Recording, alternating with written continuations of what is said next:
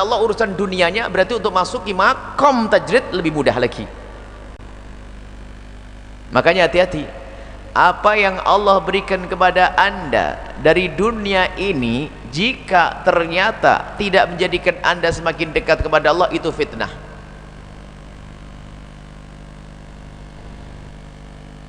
Masih bujang, Masya Allah, hadir barisan paling pertama nih. Contoh ini, bukan ini, jangan hadir. Contoh ini, wah Masya Allah rajin, giliran menikah sudah hilang, nggak kelihatan lagi. Ini berarti pernikahan bisa jadi fitnah itu. Kecuali memang di hari itu saya tidak bisa karena saya harus ngurusi orang, berarti makomnya makom sebab tadi, ada kesempatan. Atau termasuk mendapatkan rezeki. Dulu tuh gaji 200.000 aja bisa hadir pengajian, gara-gara gaji 1 juta malah nggak bisa. Ini keluar dari makom yang sesungguhnya. Coba, gajinya kecil bisa ngaji, gaji gede malah nggak bisa ngaji. Ini kan nggak bener malahan. Coba, gaji kecil yang diurusi juga itu, istrinya juga itu. Giliran gaji gede malah tidak bisa. Berarti kita belum ngerti makom. Memang anda makom sebab, tapi jika makom sebabmu sudah terpenuhi, segeralah berlari ke makom tajrid. Jika dirimu berada di makom sebab, harus mencari nafkah dan seterusnya, jika ternyata sudah mencukupi, segera masuk makom tajrid. Sehingga ada orang, dia itu berada di dua makom sekaligus. Contohnya apa? Ada orang yang diberi kemudahan untuk mencari rezeki, dan kita menemukan orang seperti itu, Masya Allah. Urusan rizki dia lancar, cuman karena sudah berjalan tidak perlu dia harus keluar tenaga sendiri, dia hanya ngontrol dari jauh. Tatanya kerjanya apa? Sholat, ibadah, menghadiri majelis dan sebagainya. Wah, ini makom tinggi, dua-duanya diambil, luar biasa. Makom tajrid dia bisa ibadah puas karena dia cerdas. Punya membantu 3 nggak bisa ngaji, ini kan kelewatan. Punya mobil, punya sopir. Kalau dia cerdas, dia makom sebab, urusan bisnis ditekuni. Mungkin dia menjadi orang kaya, hebat, sampai bisa nyantuni anak yatim, nyantuni orang fakir dan seterusnya. Akan tapi ibadahnya Masya Allah, sholat nggak pernah, sholat malam nggak pernah putus, hadir majelis taklim dan seterusnya. Inilah orang yang hebat makomnya. Jadi dia berada di dua makom sekaligus. Makom, jadi bisa berada di dua makom sekaligus. Karena apa? Dia di makom urusan manusia, bisa nafkahi anak istri, keluarga, bahkan menyantuni pondok dan seterusnya. Tapi di sisi lain, karena kecerdasan dia masuk makom dengan Allah Subhanahu wa ta'ala. Ini istimewa. Tapi tidak semua orang bisa seperti itu. Biasanya seseorang di makom tajrid saja, tidak punya anak, tidak punya istri, tidak punya tanggung jawab, baru dia bisa khusyuk ibadah. Imam Nawawi itu masuk makom tajrid. Imam Nawawi masuk makom tajrid, nggak pernah punya tanggung jawab, nggak punya urusan, makanya ngarang kitab sama ibadah saja. Dan beliau sadar makomnya, maka karangannya banyak. Ini ada orang yang makomnya adalah makom sebab. Ini kebanyakan dari manusia, sehingga punya anak istri, alhamdulillah, sholat 5 waktu dijalankan, cari nafkah yang benar, anaknya dibenerin dan seterusnya. Itu adalah makom sebab. Tapi kalau bisa, anda jika punya kesempatan, anda memang di makom sebab, anda bekerja, cari rezeki dan sebagainya, kalau punya kesempatan masuki makom tajrid, sehingga anda tidak pernah urusan. Ya, ini yaitu orang yang zamannya kan bisnis bisa di manage kan, dari jauh pun saya bisa kontrol, karena bisnis sudah jalan, saya bisa kontrol setiap sore atau setiap malam, setiap pagi, nggak perlu harus saya tongkrongin dan sebagainya. Nah, ini adalah kecerdasan orang. Maka semoga kita ditempatkan oleh Allah di makom kita yang sesungguhnya, makom yang sesungguhnya, ya, makom sebab. Semoga kita juga dapat makom sebab sekaligus makom tajrid. Sebab makom sebab jangan diremehkan. Makom sebab ini adalah manfaatnya untuk orang banyak.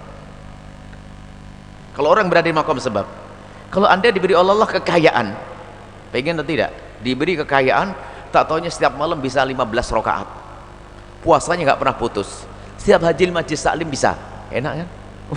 Hadir majlis taklim rajin, sholat malam iya, puasa gampang, zikirnya banyak, sholat. Kenapa? Dia adalah orang yang punya makom besar tadi, makom tajrid sekaligus makom sebab. Kenapa? Bisnisnya lancar. Dengan bisnisnya dia bisa membantu pesantren, nyantuni anak yatim, kerabat semua ditanggung oleh dia. Oh loh, dihabisin semuanya ini, pangkatnya tinggi bener nih. Dan ada hamba-hamba semacam ini. Jangan dianggap yang namanya Abdurrahman bin Auf ini tidak pernah hadir di masjid. Abdurrahman bin Auf, sahabat Nabi yang kaya raya, ternyata beliau sangat khusyuk di masjid. Lah makomnya makom apa beliau itu? Ternyata dia urusan manusia dengan kekayaannya, punya karyawan segala macam. Nah, dia sesaat dimasukkan di makom sebab, dan makom sebabnya diambil dengan cara yang benar sesuai dengan syariat. Saya harus bekerja dengan yang halal, benar, bersih, dan setelah itu hasilnya akan aku berikan pada ini. Saya ingin masuk surga tinggi melalui usahaku ini, biar diangkat oleh Allah. Semoga dengan rahmat Allah aku dimasukkan surga, kemudian aku naik pangkat dengan amalku ini, urusan dengan manusia, pangkat tinggi. Di sisi lain apa? Kalau makom tajrid, aku dapat makom tinggi di hadapan Allah dengan ibadah yang aku tingkatkan. Jadi ini makom-makom, kalau ada orang bisa menggabungkan, luar biasa. Artinya apa? Dia bekerja adalah tidak sampai dia meninggalkan. Ada orang bekerja itu bisa, kita menemukan orang kerja tenang sampai seolah-olah dia itu pengangguran terus, tapi bisnisnya lancar. Ada, kalau usaha zaman dulu itu aman, kayak bertani dan sebagainya itu kan, setelah ditanam capeknya waktu nanam saja, setelah itu bisa duduk, bisa digubuk sambil nunggu burung, bisa sholat banyak. Itu orang cerdas. Tapi yang nggak cerdas hanya dilihati tok begini, burungnya dilihati, nggak ada zikir, nggak ada itu.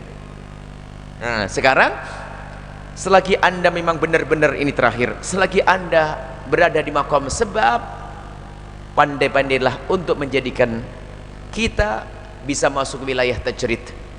Artinya begini, di dalam keadaan apapun jangan sampai murni kita dengan dunia saja. Maka dari itu kita sebelumnya bisa di saat sambil bekerja, kita sambil membaca salat kepada Rasulullah sallallahu alaihi wasallam, menyisihkan waktu. Jangan, pandai-pandailah. Hampir jarang kita menemukan orang saat ini makomnya makom tajrid. Wong semuanya punya anak, punya istri, makom tajrid bagaimana? Yang ada orang bablas, makom sebab kebablasan sudah. Kalau sudah makom sebab, lihat duitnya banyak, ternyata dia paling sibuknya orang. Semakin gede usahanya, semakin pusing orangnya. Rapatnya tambah sering, lemburnya tambah sering. Aneh ini. Mestinya semakin besar usahanya, dia harus semakin longgar waktunya. Karena apa? Semuanya sudah dimudahkan oleh Allah Subhanahu wa taala. Maka sadari diri anda, barangkali anda saat ini yang dengar suara ini, dan semoga itu adalah anda, barangkali anda adalah orang yang ditempatkan oleh Allah di makom sebab, lalu anda bisa berbuat besar manfaat untuk umat, sekaligus Allah berikan kesempatan kepada anda untuk masuk ke makom tajrid, sehingga apa? Salat malam anda tidak pernah putus, zikir anda banyak, puasa Masya Allah, menghadiri majelis muda. Maka ini makom yang sangat tinggi di hadapan Allah Subhanahu wa ta'ala. Berada di makom sebab, akan tapi sekaligus dia ngambil makom tajrid, dia dengan Allah. Jadi dunia ini betul-betul tidak akan mengganggu urusannya dengan Allah Subhanahu wa ta'ala, tidak mengurangi ibadahnya, bahkan ngalang-ngalai, melangalahkan orang yang tidak punya kerjaan. Padahal dia punya kerjaan, cuman karena dimudahkan oleh Allah, kerjaannya pun tidak harus dilakukan oleh dirinya sendiri, bisa diwakilkan dengan yang lainnya, sementara dia bisa dengan Allah Subhanahu wa ta'ala. Ini saja yang bisa kami hadirkan. Semoga semua bisa koreksi diri kita masing-masing. Jangan kecil hati di saat anda harus bekerja. Anda bekerja itu seperti orang jihad di jalan Allah. Anda jadi kuli misalnya, kuli itu hanya pekerjaan di dunia namanya kuli, tapi hakikatnya itu pengampunan dari Allah kalau anda faham. Allah, Nabi Muhammad sudah bersabda, man amsakalan min amali yadihi amsa maghfuran lah. Kalau anda seorang kuli kasar yang paling berat sekalipun, kemudian di sore harinya anda merasakan penatnya kerja sehari, lalu anda merasakan itu penat di sore hari, maka rasa penat itu menjadi anda diampuni oleh Allah. Kan enak. Dan kerja anda dinilai ibadah oleh Allah. Anda jangan meremehkan yang kerja, yang memang saat ini masih disempitkan urusan rezekinya, pasrahlah kepada Allah. Yang penting jangan ditinggalkan sholat 5 waktu, jaga mata, jaga telinga, jaga dari keharaman. Maka ketahuilah anda bekerja itu seperti orang jihad di jalan Allah. Bahkan yang anda berikan sesuap nasi di mulut istri itu lebih bagus